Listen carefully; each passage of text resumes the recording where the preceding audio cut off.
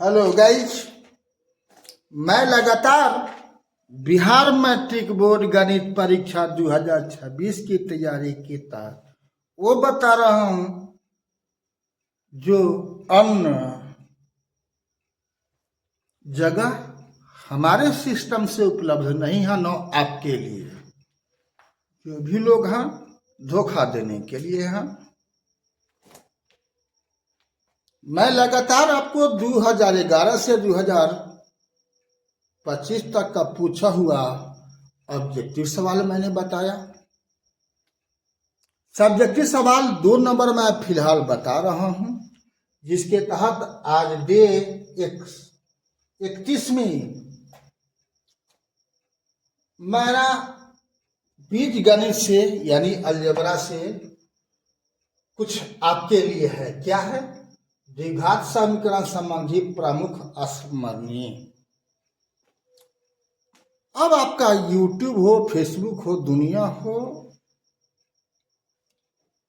वो आपका हितैषी कभी नहीं है।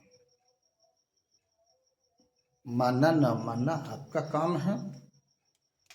मुझे कोई श्रद्धा नहीं है कि यूट्यूब मुझे अमीर बना देगा, फेसबुक मुझे अमीर बना देगा, इंस्टाग्राम मुझे अमीर बना देगा। हाँ, लेकिन आपसे स्वार्थ है कि आप कितना फायदा उठा सकते हो हमसे, इतना ही के लिए मैं हूं। मुझे कल क्या होगा नहीं होगा मुझे नहीं पता, इसलिए कि यूट्यूब या सोशल मीडिया का अधिकांश जो है अपने भारत की तो है नहीं, सब विदेशी कंपनी है। वो देश की सभ्यता, संस्कृति और विकास सब कुछ से नफरत करता है, अपने बारे में सोचता है। आप सावधान अगर नहीं हुए तो आपको लोग ठगता रहेगा, आप ठगाते रहिएगा। तो मैंने द्विघातीय समीकरण संबंधी कुछ प्रमुख बातें मैंने आपसे शेयर किया है वीडियो के द्वारा, खास करके ऑब्जेक्टिव और सब्जेक्टिव सवाल में 2 नंबर के स्तर का। लेकिन मैं समझता हूं कि आपको मैं पुनः याद करा दूं कि जो प्रमुख बातें हैं द्विघातीय समीकरण संबंधी, जो क्लास 10 के लिए है, आप जान जाओ। तो फर्स्ट आप ये बात दिमाग में रखो कि द्विघातीय समीकरण का व्यापक रूप क्या होता है। तो व्यापक रूप क्या होता है? ax² plus bx plus c बराबर 0 होता है, जहां a बराबर नहीं है 0। ठीक है। अब इसका अर्थ क्या हुआ कि ये पावर 2 वाला 0 कभी नहीं होगा। ये 0 हो सकता है, ये 0 हो जाएगा, लेकिन ये कभी 0 नहीं होगा। क्यों? यह द्विघातीय समीकरण है, यानी घात 2 तो हर हाल में होना है चर का। तो 2 वाला अनिवार्य है, 1 वाला, 0 वाला रहे अथवा नहीं रहे। ठीक है। तो द्विघातीय समीकरण में 2 से अधिक भी नहीं हो सकता है, लेकिन कम कुछ भी हो सकता है, बशर्ते के साथ में 2 वाला रहे। 2 वाला नहीं है, अगर ये 0 हो जाएगा तो क्या हो जाएगा? एक रैखिक हो जाएगा। ये भी 0 हो जाएगा तो ना एक रैखिक होगा ना द्विघातीय होगा। ठीक है। दूसरी बात आपको जाननी है कि द्विघात समीकरण का विवेचक या विवेचकर डी क्या होता है। तो विवेचक कहो या विवेचकर कहो या डी कहो, b² - 4ac होता है। ठीक है। 2 बातें समझ गए, इतना याद रहेगा।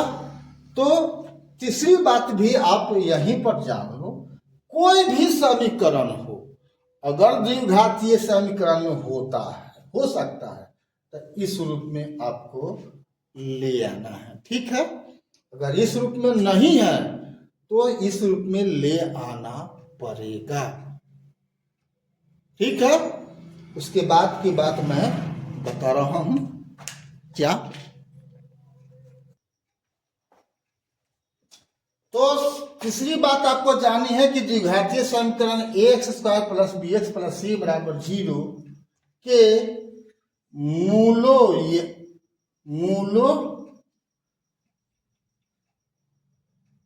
के मूल या हल x बराबर। अब देख रहे हो कि यह द्विघातीय समीकरण का चर क्या है?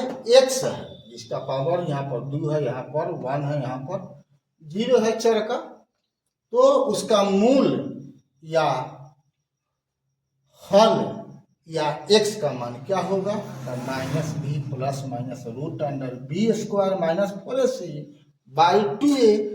इसी को कहते हैं विवेचक। कोष्ठ वाला में जो लिखा हुआ है रूट के अंदर में b² - 4ac, यही विवेचक है। इसके पहले अब मैंने आपको 2 में बताया था। तो ये बात याद रखनी है। चौथा बात याद रखना है, मूलों का योग -b/a होता है।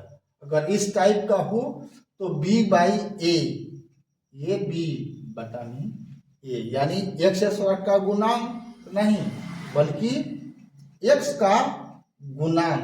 कैसा? ऋणात्मक बटा में x² का गुणांक। ये होता है मूलों का योगफल।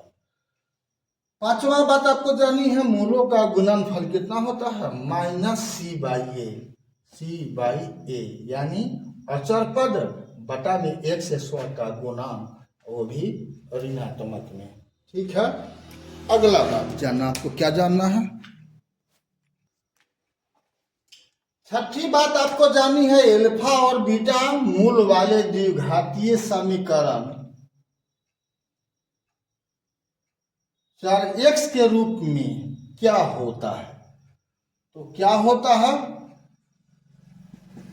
क्या होता है? तो आपको याद रखना है x² - alpha plus beta into x plus alpha beta बराबर 0। इसको बोलते हैं मूलों का योगफल। क्या बोलते हैं?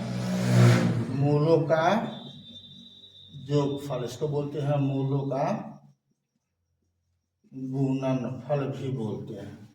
तो इस सूत्र को आपको भी याद रखना है। सातवां बात और अंतिम बात मान के चलिए फिलहाल। सातवां और अंतिम बात आपको याद रखना है। क्या?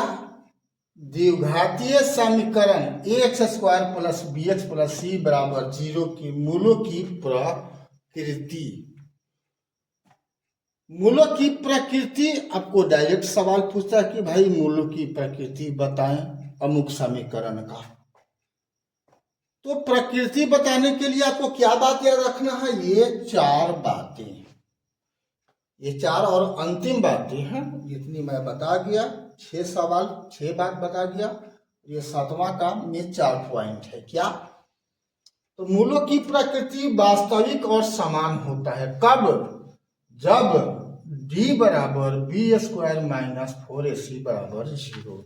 इसको क्या बोलते हैं? विवेचक। क्या बोलते हैं? विवेचक या विवेचक बोलते हैं। तो प्रकृति पूछेगा तो आपको विवेचक निकाल लेना है। अगर 0 आ गया तो मूलों की प्रकृति क्या होगी? वास्तविक और समान होगा। ठीक। लेकिन अगर विवेचक निकाल लिए उसका मान 0 से बड़ा है तो क्या होगा? वास्तविक और असमान होगा। कब होगा? जब d = b² - 4ac का मान जो भी निकालिएगा 0 से बड़ा होगा। 0 के बराबर नहीं होगा, 0 से बड़ा कुछ भी, वो चाहे पूर्णांक में आवे या भिन्न में आवे या पूरा पूरा अंक आवे। 0 से अगर बड़ा है तो वास्तविक और असमान होगा। तीसरी बात आपको जानना है, अवास्तविक होगा। कब? जब विवेचक या विवेचक का मान 0 से नीचे आ जाए, यानी ऋणात्मक कुछ भी आ जाए, लेकिन अगर माइनस वाला आ जाए, 0 से कम आ जाए तो अवास्तविक होगा। ठीक है। कब? जब d = b² - 4ac छोटा हो 0 से। चौथा और अंतिम बात आपको याद रखना है, क्या? वास्तविक होता है। क्या होता है? वास्तविक होता है। तो वास्तविक में दोनों बात आ गया, वास्तविक और समान और वास्तविक और असमान। ये दोनों बात को मिला करके क्या होता है? b बराबर बी स्क्वायर माइनस 4ac, या तो सॉरी क्या हो, बड़ा हो 0 या बराबर हो। विवेचक का मान या तो 0 के बराबर हो या 0 से बड़ा हो, तो हर हाल में वास्तविक मान होगा। क्लियर? समझ गए? इतनी बात याद रखना, हर सवाल का जवाब आप कर लोगे। और इसके लिए जो प्रश्नोत्तरी होगा, मैं अगला वीडियो में इससे संबंधित प्रत्येक नियम से संबंधित कम से कम एक सवाल तो मैं जरूर दूंगा। ठीक है, तो फिर मिलते हैं अगला वीडियो में। किंतु अगर फेसबुक इंस्टाग्राम पर यदि आप हो और आपने BKR कुशवाहा प्रोफाइल को फॉलो नहीं किया है तो फॉलो कर देना है, और यूट्यूब पर आप देख रहे हो तो बेल आइकन दबा करके सब्सक्राइब कर देना है, यदि अभी तक आपने सब्सक्राइब नहीं किया है तो। फिर मिलते हैं अगला वीडियो में ऐसे ऐसे महत्वपूर्ण जानकारी एवं प्रॉब्लम लेकर के। तब तक के लिए जय हिंद एवं जय जगत जय भारत।